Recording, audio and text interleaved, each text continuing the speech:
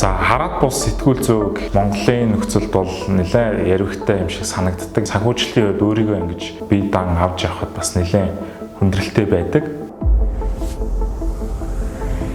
Намайг Ган Зүрэг гэдэг, би Android Media компани ерөнхий редактороор ажилладаг. Манай Android Media компанийн хувьд бол өөрсдийгөө хослмол медиа стартап гэж тодорхойлдог. За миний хувьд сэтгүүл зүйгээр бол сонгон суралцаагүй. Ер нь оюутан байхасаа бичих их дуртай байсан. Интернетээр блог нэлээд их хөтэлдэг байлаа. Тэгээ яг энэ бичих, орчуулах сонирхлоо дагаад гээд медиа салбар руу орсон байгаа.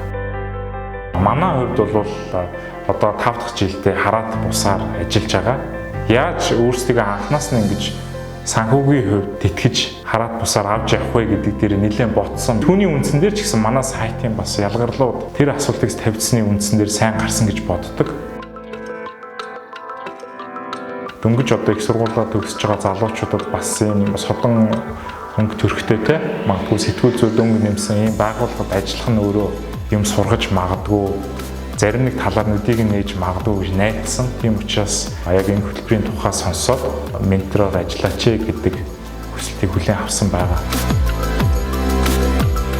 Ган Зүрэг менторын минь тим болсон бол маш баяртай байгаа. Маш олон одоо талын зөвлөгөөнүүдийг авч чаддаг.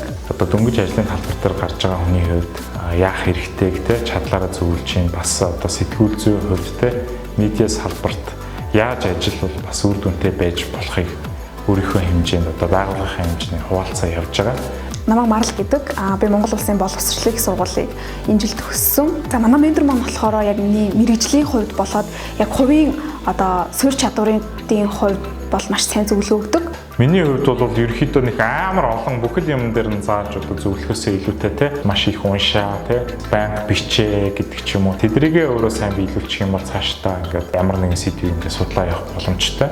Ер нь ментортойгоо хамтарч ажилласнаар бол чих ур чадвар тэгээд бас маш сонирхолтой олон номнуудыг уншсан. Манай ментигийн хувьд бол бас л одоо үеийнх нь олон залуучуудтай л адил байгаа. Менторшип хөтөлбөрийн сургалтууд бол маш сонирхолтой бөгөөд засаглалын тэр тогтолцоо болоод засаглалд болж байгаа зүйлүүдийг хэрхэн сайн шүүж, тунгааж одоо бүтээлээ хийх үү, цаашдаа ажиллах уу гэдэг тал дээр бол маш оновчтой сургалтуудыг орсон нь бол сонирхолтой байсан. Менти харилцаа тогтоогоод хүссэн зүйлээ асуугаад явж ийн гэдэг бол бас их том давуу тал гэж бодож байна. Менторшип хөтөлбөрийн дунд хугацааны уулзалт дээр болохоор одоо менторуудад ямар асуудал тулгарч ирсэн, цаашдаа хэрхэн сайжруулах вэ?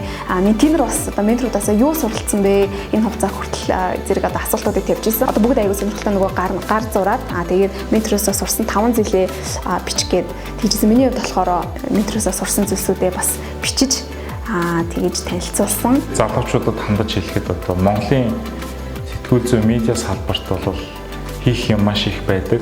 Мэдээллийг сайн унших, харах хэрэгтэй, сонсох хэрэгтэй. Медиа салбартай сэтгүүл зүй дэлхийд дахинд яаж ажиллаж байна? Ямар гоё сайн жишээнүүд байна? Тэрийг бас маш сайн сургахаар харж явах хэрэгтэй гэж боддог.